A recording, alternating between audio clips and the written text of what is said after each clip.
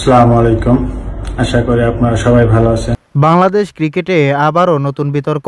সম্প্রতি লাইভে এসে চাঞ্চল্যকর মন্তব্য করছেন জাতীয় দলের কাটার মাস্টার মুস্তাফিজুর রহমান। তিনি বলেন, ক্রিকেটে রাজনীতি ঢুকে পড়ছে, এটা ভালো লক্ষণ না। তবে তিনি সরাসরি তামিম ইকবালের নাম না নিলেও ইঙ্গিত দিয়েছেন বর্তমান বোর্ডের নেতৃত্বের দিকেই। এর মধ্যেই সামাজিক যোগাযোগ মাধ্যমে ছড়িয়ে পড়ছে বড় এক দাবি। অনেকে বলছেন তামিম ইকবাল নাকি বিএনপির সমর্থন নিয়ে বাংলাদেশ ক্রিকেট বোর্ডে এসেছেন, এমনকি নাম জড়ানো হচ্ছে তারেক রহমানেরও।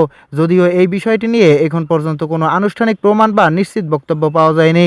মুস্তাফিজ আরও বলেন, খেলোয়াড়দের পারফরমেন্সই হওয়া উচিত মূল বিষয়, বাইরের কোনো প্রভাব না। এই মন্তব্যের পর থেকেই ক্রিকেট প্রেমীদের মধ্যে শুরু হয়েছে তুমুল আলোচনা। কেউ বলছেন এটা সাহসী সত্য কথা, আবার কেউ বলছেন এটা পুরোপুরি ভিত্তিহীন অভিযোগ। এখন প্রশ্ন হচ্ছে, বাংলাদেশ ক্রিকেট কি সত্যি রাজনীতির প্রভাবের মধ্যে রয়েছে, নাকি এটা শুধুই গুঞ্জন? প্রিয় দর্শক, আপনার কি মতামত কমেন্ট করে জানিয়ে দিন। আর এমন ভিডিও পেতে অবশ্যই চ্যানেলটি সাবস্ক্রাইব করুন। আসসালামু আলাইকুম। আশা করি আপনারা সবাই ভালো আছেন।